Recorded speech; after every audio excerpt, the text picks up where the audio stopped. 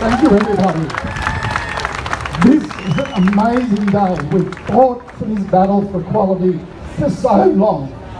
From groups like CAMP in the 70s, to the first Mardi Gras with 78ers, and onward ever since then, fighting this ongoing battle for equality.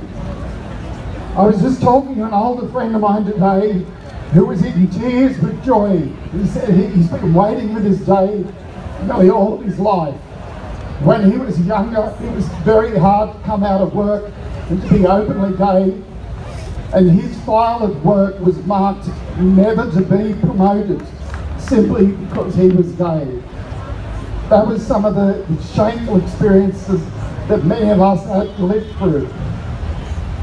In Western Sydney, the vote was a bit down, and we need to prop up our brothers and sisters in Western Sydney. We need to make sure that they are supported, that they are made to feel part of our community.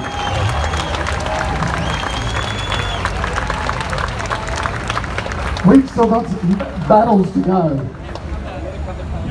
And just before I hand over to Gay, I just want to acknowledge some thanks. This all started from community voices. In particular, in the early days, it must be 10 or 12 years ago, since we had a platform at Sydney Town Hall with CAR. If it wasn't for CAR getting the ball rolling among with other groups, we wouldn't be where we are today. It's been fantastic to see all the other major parties come on board, and the great work of Alex and all the team in marriage equality, but we've got there by all working together, and we can achieve change by uniting as one group and fighting for our community and standing up for our rights.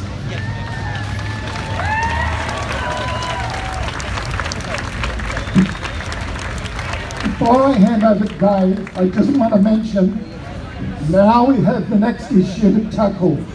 We need to make sure that our Indigenous brothers and sisters are enshrined in the Constitution of Australia.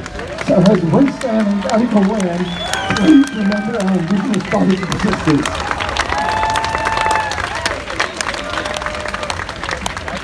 I too, as a 78er, want to acknowledge that we stand on Gadigal land, the land that was stolen. This land was never given up, never ceded.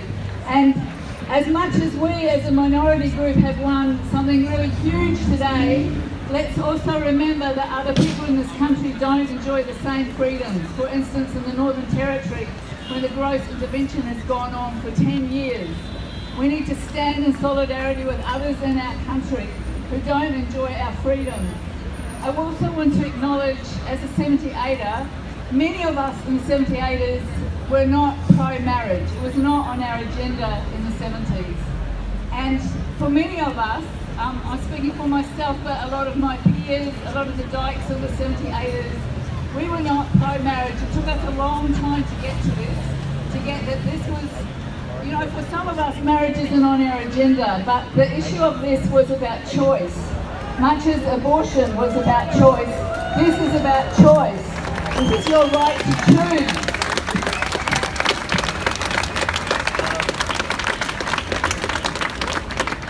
And in saying that, I want to acknowledge the efforts in 2004, long before many of us got on board, long before many of us had even the belief, because we've been an oppressed minority for so long. In 2004, the young ones were the ones who started this campaign for marriage equality.